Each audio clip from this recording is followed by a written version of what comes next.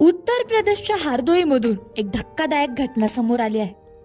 येथे कथितपणे एक 6 मुलाची आई असलेली महिला एका भिकाऱ्यासोबत पळून गेली। महिला आपला पती आणि मुलांना सोडून पळून गेली आणि ज्या भिकाऱ्यासोबत ती पळून गेली तो तिच्या घरी भीक मागायला येत होता आणि हात बघून भविष्यही सांगत होता। दरम्यान दोघांमध्ये प्रेम जडलं।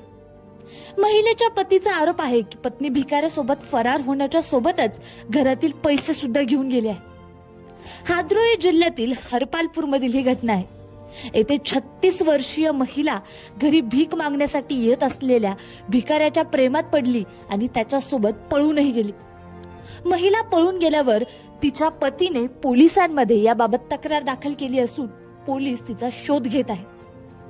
पीडित पती राजूने सांगितलं की त्याला 6 मुलं आहेत आणि पत्नीला भिकारी पळून घेऊन गेला। नन्हे पंडित नावाचा भिकारी नेहमीच त्यांच्या घरी भीक मागण्यासाठी येत होता आणि हात बघून भविष्य सांगत होता। पत्नी नेहमीच त्याच्यासोबत बोलत होती।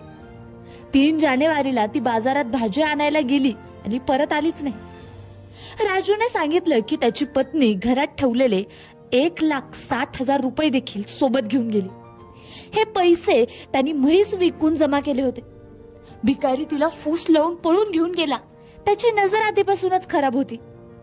तेच पोलिसांनी याबद्दल सांगितलं की राजू नावाच्या व्यक्तीने भिकाऱ्याच्या विरोधात पत्नीला पळून नेल्याची तक्रार दाखल केली आहे। प्रकरणातील गंभीरता बघत तक्रार नोंदवून घेण्यात आली आहे। तसेच दोघांचा शोध देखील सुरू आहे।